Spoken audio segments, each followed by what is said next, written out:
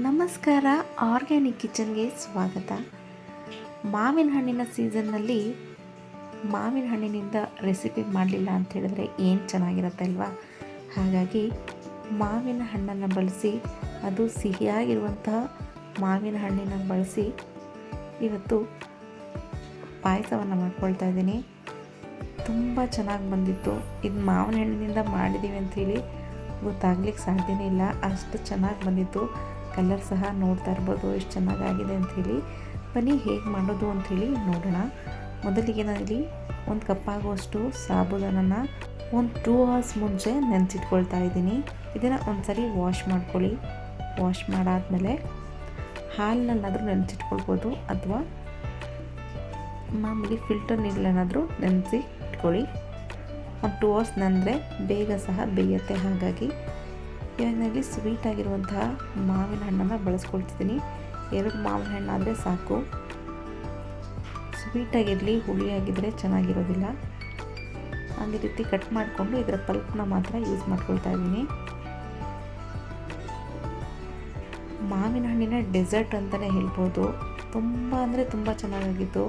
ನಾನು ಮಾಡಬೇಕಾದ್ರೆ ಹೇಗಾಗುತ್ತೋ ಅಂಥೇಳಿ ಯೋಚನೆ ಮಾಡಿ ಮಾಡಿದೆ, ಬಟ್ ತುಂಬ ಚೆನ್ನಾಗಾಗಿತ್ತು. ಯಾವಾಗಲೂ ಒಂದೇ ಥರ ಪಾಯಸ ಮಾಡೋ ಬದಲು ಈ ರೀತಿ ಡಿಫ್ರೆಂಟ್ ಆಗಿರಲಿ ಅಂಥೇಳಿ ಮಾವಿನ ಹಣ್ಣಿನಿಂದ ಒಂದ್ಸರಿ ಟ್ರೈ ಮಾಡಿದ್ದೆ. ತುಂಬ ಚೆನ್ನಾಗಾಗಿತ್ತು. ಟೈಮ್ ಇತ್ತು ಅಂತ ಹೇಳಿದ್ರೆ ನೀವು ಒಂದ್ಸರಿ ಟ್ರೈ ಮಾಡಿ, ಹೇಗಾಯಿತು ಅಂತೇಳಿ ಕಾಮೆಂಟ್ ಮಾಡಿ. ಈ ರೀತಿ ಹಣ್ಣುಗಳನ್ನ ಕಟ್ ಮಾಡಿಕೊಂಡು ಇದನ್ನು ಒಂದ್ಸರಿ ಗ್ರೈಂಡ್ ಮಾಡ್ಕೊಂಡು ಬರೋಣ. ನಾನಿಲ್ಲಿ 2 ಮಾವಿನ ಹಣ್ಣನ್ನು ಬಳಸಿ ಮಾಡ್ಕೊಳ್ತಾ ಇದ್ದೀನಿ. ಇದು ಗ್ರೈಂಡ್ ಮಾಡಾದಮೇಲೆ 1-2 ಗ್ಲಾಸ್ ಆಗುವಷ್ಟು ಹಾಲನ್ನ ಬಿಸಿಗಿಟ್ಕೊಳ್ಳೋಣ. ಇದು ಬಿಸಿ ಆಗುವವರೆಗೆ ನಾನಿಲ್ಲಿ 2 ಸ್ಪೂನ್ ಆಗುವಷ್ಟು ಹಾಲಿನ ಪೌಡರ್ನ ಯೂಸ್ ಮಾಡ್ಕೊಳ್ತಾ ಇದ್ದೀನಿ. ಇದನ್ನು ಸಹ ಒಂದು ಸ್ವಲ್ಪ ಹಾಲಿನಿಂದ ಗಂಟಿಲ್ಲದೆ ಇರೋ ರೀತಿಯಲ್ಲಿ ಈ ರೀತಿ ಮಿಕ್ಸ್ ಮಾಡ್ಕೊಳ್ಬೇಕು. ನೀವು ಮಿಲ್ಕ್ ಪೌಡರ್ ಇಲ್ಲ ಅಂತ ಹೇಳಿದ್ರೆ ಕಸ್ಟರ್ಡ್ ಪೌಡರ್ನ ಬೇಕಾದರೂ ಯೂಸ್ ಮಾಡ್ಕೊಳ್ಬಹುದು. 2ರಲ್ಲಿ ಯಾವ್ದು ಹಾಕಿದ್ರೂ ಆಗುತ್ತೆ. ಹಾಲು ಬಿಸಿ ಆಗೋ ಟೈಮ್ನಲ್ಲಿ ನಾವಿವಾಗ ಮಿಕ್ಸ್ ಮಾಡ್ಕೊಂಡಿರುವಂತಹ ಮಿಲ್ಕ್ ಪೌಡರ್ನ ಈ ಮಿಕ್ಸ್ನೂ ಸಹ ಹಾಕಿ ಹಾಲನ್ನ ಬಿಸಿ ಮಾಡ್ಕೊಳ್ಬೇಕು. ಹಾಲು ಚೆನ್ನಾಗಿ ಕುದೀಲಿ. ಈ ರೀತಿ ಒಂದ್ಸರಿ ಮಿಕ್ಸ್ ಮಾಡ್ಕೊಳ್ಳಿಲ್ಲ ಅಂತ ಹೇಳಿದ್ರೆ ಗಂಟುಗಳ ಥರ ಆಗುತ್ತೆ.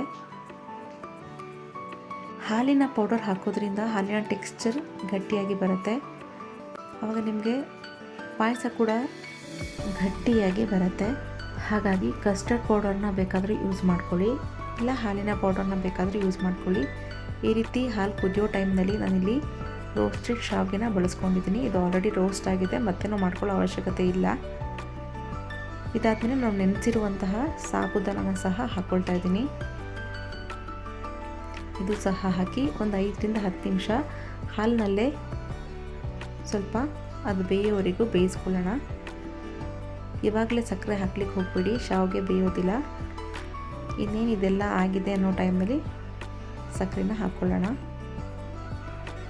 ಈ ರೀತಿ ನಿಧಾನಕ್ಕೆ ಮಿಕ್ಸ್ ಮಾಡ್ಕೊಳ್ತಾ ಇರಿ, ಇಲ್ಲಾಂದರೆ ಹಾಲು ಉಕ್ಕಿ ಬರುತ್ತೆ. ಹಾಗಾಗಿ ಲಿಡ್ ಕ್ಲೋಸ್ ಮಾಡಿದರೂ ಸಹ ಹಾಗೆ ಆಗುತ್ತೆ. ಹಾಗಾಗಿ ಸ್ವಲ್ಪ ಮಿಕ್ಸ್ ಮಾಡ್ಕೊಳ್ತಾ ಇದನ್ನು ಬೇಯಲಿಕ್ಕೆ ಬಿಡೋಣ.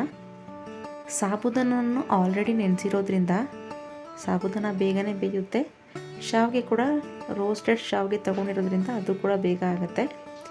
ಇನ್ನೇನಿದು ಬೆಂದಿದೆ ಅನ್ನೋ ಟೈಮ್ನಲ್ಲಿ ಸಕ್ಕರೆನ ಸಹ ಹಾಕ್ಕೊಂಡು ಒಂದು 5 ಮಿನಿಟ್ಸ್ ಇದನ್ನು ಕುದಿಲಿಕ್ಕೆ ಬಿಡೋಣ. ಅವಾಗ ಸ್ವಲ್ಪ ಟೆಕ್ಸ್ಚರ್ ಗಟ್ಟಿಯಾಗಿ ನಿಮಗೆ ಬರುತ್ತೆ. ಸಾಬೂದನ ಸಹ ಹಾಕಿರೋದ್ರಿಂದ ಅದು ಸಹ ನಿಮಗೆ ಗಟ್ಟಿಯಾಗಿ ಬರಲಿಕ್ಕೆ ಹೆಲ್ಪ್ ಮಾಡುತ್ತೆ. ಸಾಬೂದನ ಎಲ್ಲ ನೀಟಾಗಿ ಬೆಂದಾದಮೇಲೆ ಕೊನೆಯಲ್ಲಿ ನಾನೊಂದು ಅರ್ಧ ಸ್ಪೂನ್ ಆಗುವಷ್ಟು ಏಲಕ್ಕಿ ಪೌಡರ್ನ ಸಹ ಹಾಕ್ಕೊಳ್ತಾ ಇದ್ದೀನಿ. ಇದೆಲ್ಲ ಹಾಕ್ಕೊಂಡು ನೀಟಾಗಿ ಮಿಕ್ಸ್ ಮಾಡಿಕೊಂಡ್ರೆ ನಿಮಗೆ ಮಾವಿನ ಹಣ್ಣಿನ ಪಾಯಸ ರೆಡಿ ಆಗುತ್ತೆ. ಮಾವಿನ ಹಣ್ಣಿನ ಪಾಯಸ ಮಾಡ್ತೀನಿ ಅಂತ ಹೇಳಿಬಿಟ್ಟು ಏನಿದು ಮಾವಿನ ಹಣ್ಣೆ ಹಾಕಿಲ್ವಲ್ಲ ಅಂಥೇಳಿ ಯೋಚನೆ ಮಾಡ್ತಾ ಇರ್ಬೋದು. ಆದರೆ ಮಾವಿನ ಹಣ್ಣು ಬಿಸಿಯಾಗಿರೋ ಟೈಮ್ನಲ್ಲಿ ಹಾಕ್ಕೊಳ್ಬಾರ್ದು. ಇದು ಪೂರ್ತಿಯಾಗಿ ಕೂಲ್ ಆಗಬೇಕು. ನೀವು ಬೇಕಂದರೆ ಇದನ್ನು ತಣ್ಣಗಾದಮೇಲೆ ಫ್ರಿಜ್ನಲ್ಲಿ ಇಟ್ಟು ಸಹ ಅದನ್ನು ಹಾಕ್ಕೊಳ್ಬೋದು. ನೀವು ನಿಜವಾಗ್ಲೂ ಮ್ಯಾಂಗೋ ಹಾಕಿ ಪಾಯಸನ ಮಾಡಿದ್ದೀರಾ ಅಂತ ಹೇಳಲಿಕ್ಕೆ ಸಾಧ್ಯ ಇಲ್ಲ, ಆ ರೀತಿ ಬರುತ್ತೆ. ನಾನು ಕೊನೆಯಲ್ಲಿ ತುಪ್ಪದ ಒಗ್ಗರಣೆ ಹಾಕ್ಕೊಳ್ತಾ ಇದ್ದೀನಿ. ಅದಕ್ಕೆ ಸ್ವಲ್ಪ ಗೋಡಂಬಿ ಹಾಗೆ ದ್ರಾಕ್ಷಿ ಹಾಕ್ಕೊಂಡು ಫ್ರೈ ಮಾಡ್ಕೊಳ್ಳೋಣ. ಸ್ವಲ್ಪ ಗೋಲ್ಡನ್ ಬ್ರೌನ್ ಬರೋವರೆಗೆ ಮಾಡಿಕೊಂಡು ಈ ಪಾಯಸ ಪೂರ್ತಿ ತಣ್ಣಗಾದ್ಮೇಲೆ ಇದನ್ನು ಮಿಕ್ಸ್ ಮಾಡ್ಕೊಳ್ಳೋಣ.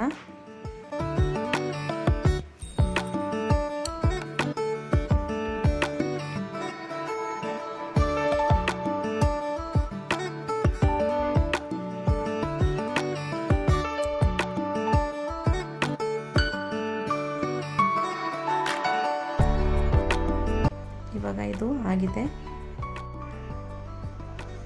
ಇವಾಗ ಪಾಯಸ ಸಹ ತಣ್ಣಗಾಗಿದೆ. ಇದರಲ್ಲಿ ಹಾಕ್ಕೊಂಡು ದ್ರಾಕ್ಷಿ ಗೋಡಂಬಿನ ಮಿಕ್ಸ್ ಮಾಡ್ಕೊಳ್ಳೋಣ. ನೋಡಿ, ಈ ರೀತಿ ತಣ್ಣಗಾಗ್ಲಿಕ್ಕೆ ಬಿಟ್ಟರೆ ಇಷ್ಟು ಗಟ್ಟಿಯಾಗಿ ನಿಮಗೆ ಫಾರ್ಮ್ ಆಗುತ್ತೆ. ಇನ್ನೂ ತಣ್ಣಗಾದ್ಮೇಲೆ ಇನ್ನೂ ಸ್ವಲ್ಪ ಗಟ್ಟಿಯಾಗಿ ಫಾರ್ಮ್ ಆಗುತ್ತೆ. ಇದಾದಮೇಲೆ ಫುಲ್ ತಣ್ಣಗಾಗಿದೆ ಅಂದಾದಮೇಲೆ ನಾವಿಲ್ಲಿ ಮಾವಿನ ಹಣ್ಣನ್ನು ಈ ರೀತಿ ಮಿಕ್ಸ್ ಮಾಡ್ಕೊಳ್ಬೇಕು.